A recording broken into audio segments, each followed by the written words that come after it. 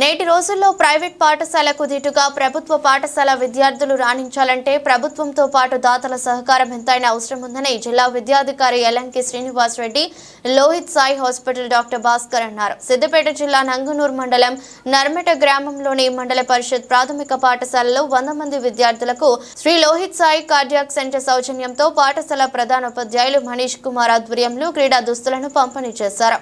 ఈ సందర్భంగా మాట్లాడుతూ విద్యార్థులు శ్రద్ధతో చదువుకొని జీవితంలో గొప్ప స్థాయికి ఎదగాలని కోరారు. ఈరోజు నర్మెట గ్రామంలో ఉన్న ప్రాథమిక పాఠశాలకు వచ్చి దుస్తుల కార్యక్రమంలో పాల్గొంచుకోవడం చాలా ఆనందంగా ఉంది. ప్రతి ఒక్కరూ మంచి చదువుకొని ఉన్నత స్థానానికి ఎదిగి మిగతా వారికి సేవ చేయాలి, ఆ సేవలోనే ఆనందం ఉంటుంది అని ప్రతి పిల్లలను ఎంకరేజ్ చేయడానికి ఇక్కడికి రావడం జరిగింది.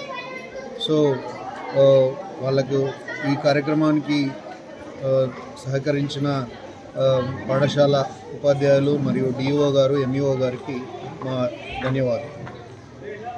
నర్మెటలో సిద్దిపేట పట్టణంలోని లోహిత్ సాయి హాస్పిటల్ వ్యవస్థాపకులు డాక్టర్ భాస్కర్ గారు విద్యార్థులకు స్పోర్ట్స్ డ్రెస్ అందించడం జరిగింది. ఈ కార్యక్రమానికి నేను ముఖ్య అతిథిగా హాజరు కావడం జరిగింది.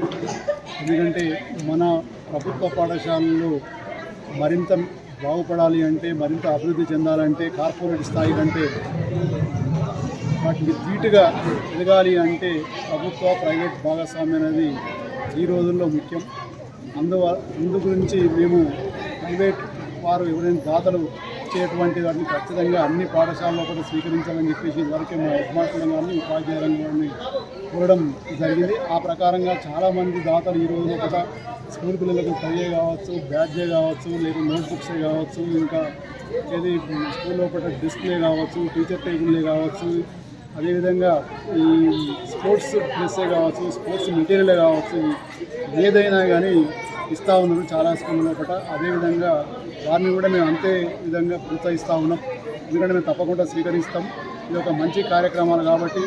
అదేవిధంగా ముఖ్యంగా మా ప్రైవేట్ ప్రభుత్వ పాఠశాలకు వచ్చేటువంటి విద్యార్థులు అందరూ కూడా పేద పిల్లలు వస్తారు, బిలో పవర్టీ లైన్ వస్తారు కాబట్టి వాళ్ళు మంచిగా ఉన్నతంగా ఎదగాలనేటువంటి ఆశయంతో మా టీచర్లు కూడా అందరూ బాగా పనిచేస్తూ ఉన్నారు.